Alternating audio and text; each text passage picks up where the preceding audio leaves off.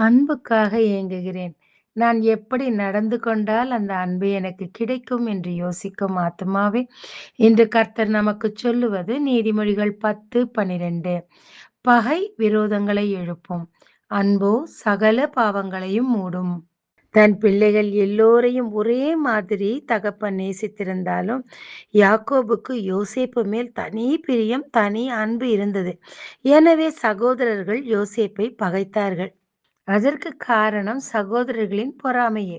கர்த்தர் கூட இத்தனை பேர் இருந்தாலும் யோசேப்பிற்கே தனி அழைப்பும் தரிசனமும் கொடுத்திருந்தார்.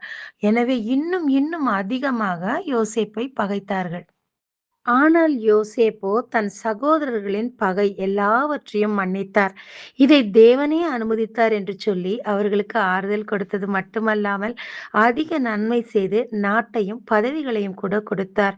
ஆனால் சகோதரர் நிலையோ, இப்படி நாம் செய்திருக்க கூடாது, நம் சகோதரனுக்கு செய்தேனே, அந்த பாவம்தானே நம்மை பழிவாங்குகிறது என்று சொல்லி புலம்பி தள்ளினார்கள். யோசேப்பின் அன்பு அவர்கள் சகோதரர்களின் பாவத்தை மூடி போட்டது. சகோதரர்களின் பகையோ யோசேப்பின் முன்பாக கூனி குறுகச் செய்து அவமானத்தை கொண்டு வந்தது. ஆமாங்க.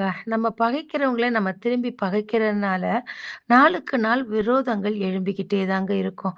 அதைவிட கர்த்தரைப் போல நாமும் நம் அன்பு நிமித்தம் அவர்கள் பாவங்களை மூடும்போது, கர்த்தர் நம் பாவங்களை மூடி போடுவாருங்க. நமக்கு நன்மை மட்டுமே முடிவாய் இருக்குங்க. ஜெபிக்கலாமாங்க?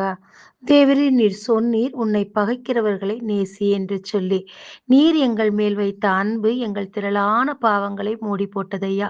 உம்முடைய சிந்தை எனக்கு தந்து யாரையும் பகைக்காமல் அவர்கள் பாவங்களை மன்னிக்க எனக்கு கிருபை தாரும். இயேசு மூலம் பிதாவே, ஆமென்.